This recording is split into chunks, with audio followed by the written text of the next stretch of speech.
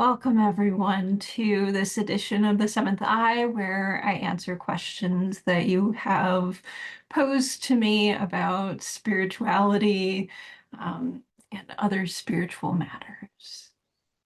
So I've been asked to talk a bit about headaches and migraines, or headaches and migraines during spiritual awakening, headaches and migraines as a result of spiritual awakening.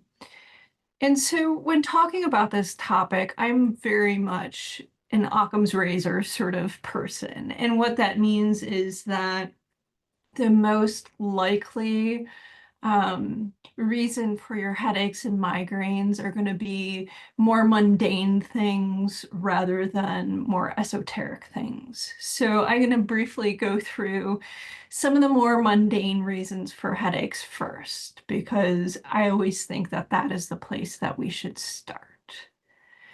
So nutritional deficiencies can cause headaches and migraines or play a part of them.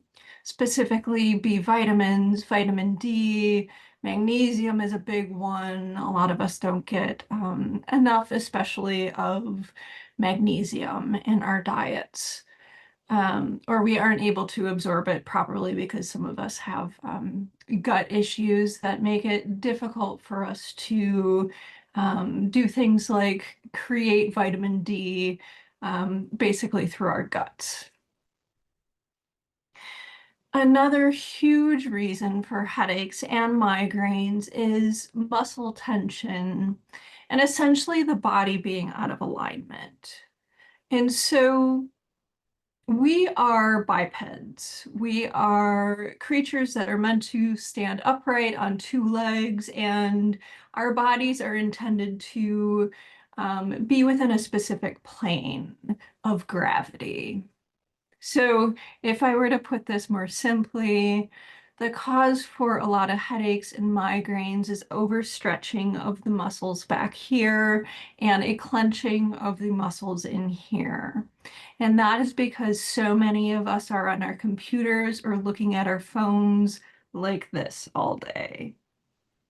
And so what happens when our heads and our bodies are supposed to be like this, and we spend most of our lives like this, is that those muscles set up in a field of tension that is fighting against the force of gravity. And so a really good body worker can help you there, as well as a lot of body workers are interested in structural positioning, and can help you learn how to do stretches, yoga poses, as well as maybe may shame you a little bit to hopefully put your phone down a little bit, or something like that. Another reason in terms of Chinese medicine is diet. And so if you go see a Chinese medicine practitioner, somebody who practices acupuncture and herbal medicine, they can tell you based on where your headache is, what meridian or channel is involved and what that means. But for example, some of the more common headaches are the one kind of that feels sharp and pointy at the top of the head, which has to do most often with a liver and blood deficiency. This may be physical, like iron deficiency anemia or something like that, but usually it's a bit more energetic. The person will feel worn out, tired, has difficulty sleeping, as well as may have the personality type where they find it difficult to be assertive, get into healthy confrontation, have that sort of healthy aggression that all of us need to stand up for ourselves when need be. Another really common one is temporal headaches, which for a lot of people is quite structural. We have a bone in the back of our head called the occiput that tends to get quite stuck, as well as our whole body is basically a series of pulleys and levers. And so a lot of people seeking headache relief find people who may not be quite as educated, even in the sphere of, things like body work. There can be a wide birth of people from minimally educated to fantastically educated. And so some people may just focus on the head when a very likely culprit structurally is the sacrum, so the sacrum and tailbone, as well as the hips. You'd be surprised how many people I worked with when I was doing hands-on work with people, as well as my own headaches and migraines, how they shifted when I started getting work to um, open up the hips, open up the low back, open up the sacrum, because our sacrum is intended to have a bit of movement. Our pelvis is not intended to be energetically or physically sort of locked down, like a lot of us have lockdown pelvises and first, second chakras, as well as, locked in hips. Because energetically, emotionally, spiritually, everything that we can shove down that's kind of deep and dark within us tends to be stored in the hips. And so another common headache is temporal, like I mentioned, and that can very well be structural in Chinese medicine. That often has to do with a feeling of stress and a feeling of unacknowledged anger or sudden anger that has come up. Likewise, another common headache is feeling like there's a band around the head that feels quite heavy.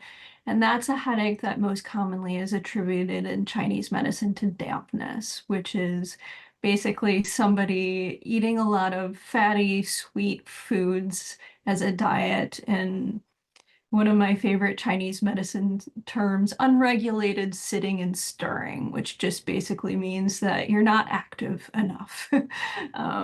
Chinese medicine has great terms for that.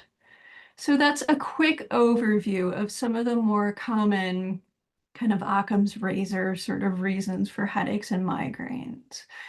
Another one that I would add is weather pressure changes. And so a lot of times people, for example, one of the culprits for my migraines, I haven't gotten them for many years, but I did get them for a very long time. They're what in large part attracted me to craniosacral therapy as a practitioner was weather system changes. What would happen would be that I would get a migraine as a storm was building, and when the weather finally broke, it would start raining or something like that. I would feel relief. The migraine would let go a bit. So those are some of the more like common reasons for migraines and headaches, which are incredibly helpful to know, but probably not why you're tuning in. So let's talk about more energetic and spiritual reasons.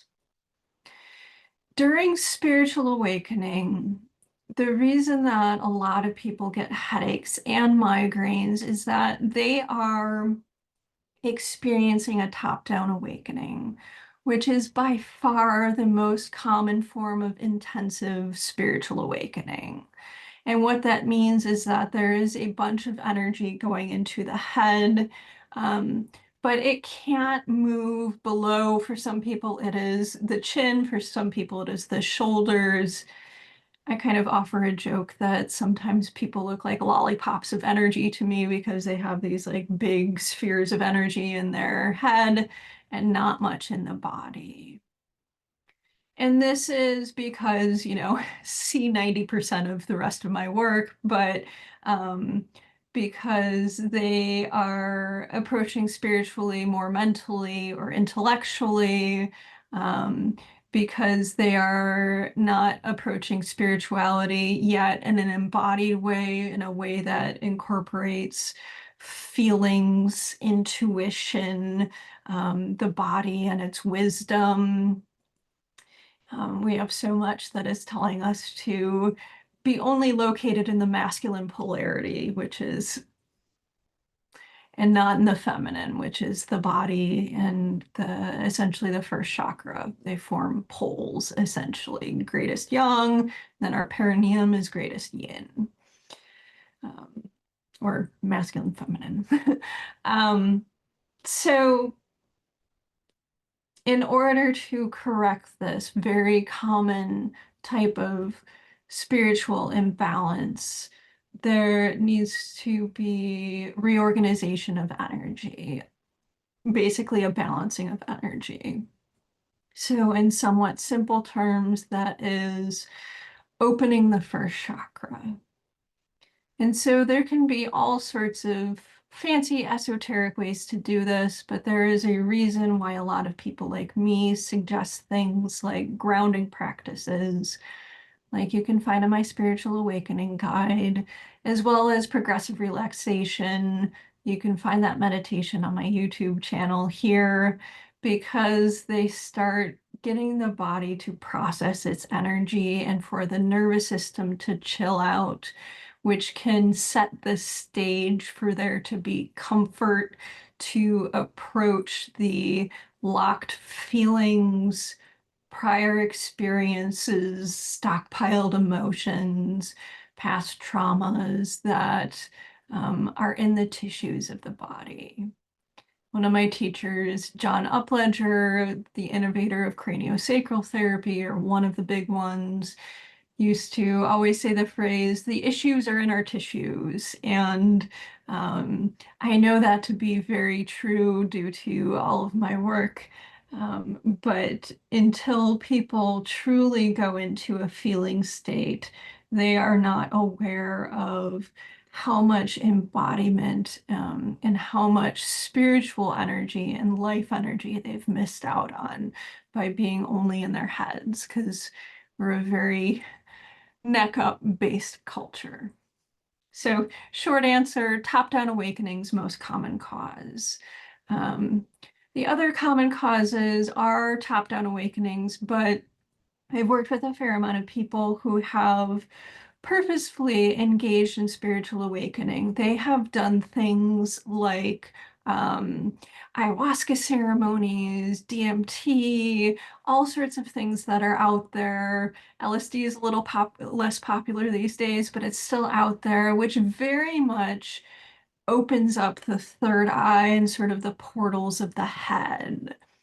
And so there's a question of if the person is then going to process the realizations and understandings that they've had in an embodied way, or if it's just going to sort of blast out the third eye and blast out the portals of the head. So the portals of the head is a fancy way of saying the eyes, ears, nose, mouth. Basically, those are considered the portals of the head because they are all areas that can release and take in energy. So you may notice this with some people. Sometimes you will notice it with some people who have done a lot of processing, done a lot of work with ayahuasca, but haven't integrated it yet. Their eyes look really like blasted out. They look very intense, but like kind of they're in another world. And that is meaning no disrespect to them. They are on their path and everything like that. Um, I think that some of those things can offer people a tremendous amount of perspective, a tremendous amount of connection that people can then take with them in their daily lives. But the question for me after doing this work for a long period of time and working with people who have unintegrated experiences that sometimes go decades past um, is always how this was integrated and processed into their daily lives, because there sometimes isn't a lot of support there or know-how there for how to do that. So different subject entirely, but it's something that comes up because somebody can sort of blast out basically the portals of their head, especially their third eye. And um, what can happen is that they're not aware of the fact that they're receiving or starting to have so many headaches and that sort of thing is because their chakras are essentially blown out and the portals of their head, all that I described are sort of blown out. Um, and that's kind of a way, an energy worker way of saying that it is too open It is sort of like if you had a grid and part of it had just dissolved. That is what it kind of looks like to me, when a chakra or when a portal of the body is sort of blown out. It has been overused, overstimulated to the extent that it's sort of just, kind of dissolved or left, um, so to speak. Another reason why people can get headaches and migraines, and this is going obviously more to the esoteric, um, the other answers are far more likely, is that some people who are experiencing a top-down awakening also may be channels or have experiences in which they are taking energy in through the crown and the third eye.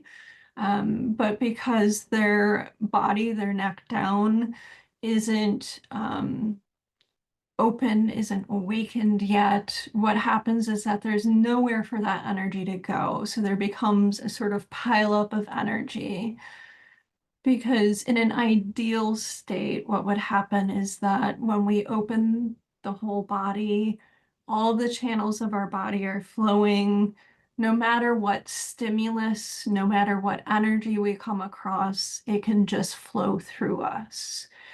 What happens when we have energy that is stuck in our body or out of balance in our body is that our bodies are going to show us that weakness. If we are experiencing a spiritual awakening, energy is naturally going to be painful there, collect there, or otherwise show itself that it's having a difficult time there. And so the answer to a lot of this is to awaken the body and to learn how to feel. Another meditation on my YouTube channel, that you can find. Another reason that I'll get into a little bit here. I've been asked by multiple people to talk about AI and stuff like that, and it's an interesting talk, but it requires a bit of thought to be able to present in sort of a coherent way. But hopefully I'll do that in the future. Is that when we engage online on the internet, and especially with particular sites, and especially with some spiritual groups online, is that it is very stimulating to the third eye. And so sometimes people who are engaged with some of the groups or just online overall too often are sensitive overall. Maybe they're even going through a top-down awakening, or maybe even a Kundalini awakening or some other form of spiritual awakening in which they notice themselves going online and having the same online addictive tendencies that a lot of us do, and then having headaches that are third eye headaches or behind the eye headaches or headaches that are kind of more temporal, um, that sort of thing. And it is because there are a lot of energies online, and online as a whole, as a grid, as a being. Check out my Godzilla video, that we can interact with is very third eye oriented. So it is easily overstimulating for our third eye. So if you are having third eye headaches, try taking a break from the internet for a while and see what happens. I'll also say that some people, I'm not going to name the specific modalities because it is not for me to do, but there are some healing modalities out there, some attunements out there that very much are focused on energies that are not of this world. Yes, I'm getting to the very woo part of this talk. And energies that can overstimulate the crown and the third eye, and that can result in headaches. However, let's talk about the most common reason why people during spiritual awakening get headaches and migraines.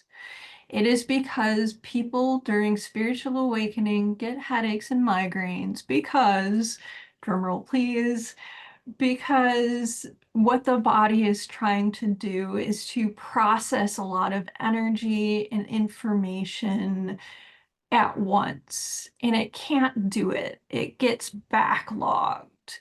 And so we have all of these channels going through our bodies that are essentially like pipes. And what happens when we don't have time to tend to our emotions? We have too much coming up because we're going through a spiritual awakening. And so not only do we have our daily lives, but we also have physical, emotional, energetic things that are coming up, family relationships, friend relationships, all of those things.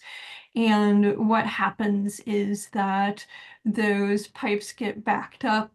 They're trying to flow, they cannot. And essentially, what happens to a blocked pipe is that things back up to the extent that it causes physical pain. And for a lot of people, this then results in headaches.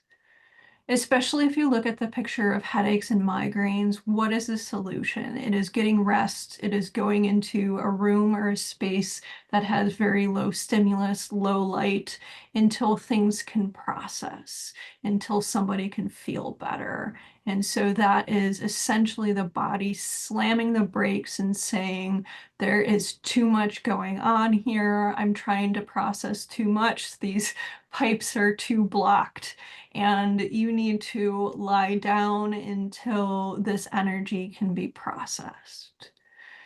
But again, even in that situation, I would look at if there is an overall tendency to have more energy up here than in the body, especially the lower body as well, because that can really help over time.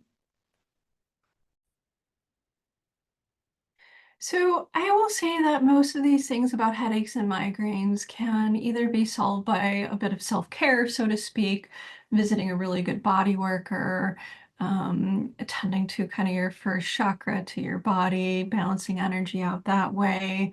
If trauma is coming up, certainly, or emotions, you can certainly find somebody to work through that with, or work with an energy worker, spiritual healer to help open the first chakra, the second chakra, that sort of thing. For some of the weirder stuff that I mentioned, for example, somebody, doing a bunch of DMT, or maybe even just DMT once, or ayahuasca, or, something like that, LSD, mushrooms, whatever their deal was, and they're experiencing sort of the blast out, that tends to require somebody who's a bit more experienced to help with, as does people who are getting headaches and migraines because they are channeling or dealing with energies that may be heavy in nature, that may be kind of not of this world, or they're receiving energies that their body simply can't process yet. That sometimes requires a bit of very experienced spiritual help to be able to navigate. But the good news is that I would say 95 to 98% of the headaches and migraines that come around can really be helped by very simple things like shifting the diet a bit, and looking at things that may sound extraordinarily simple, but looking at stress levels, looking at kind of when you get your headaches and migraines during the month. Is it during menstrual cycle? Is it during full moon? What are your vitamin and mineral levels like? Are you looking at your phone like this all the time? All of those sorts of things. So, best of luck out there. And I hope this has been helpful to you.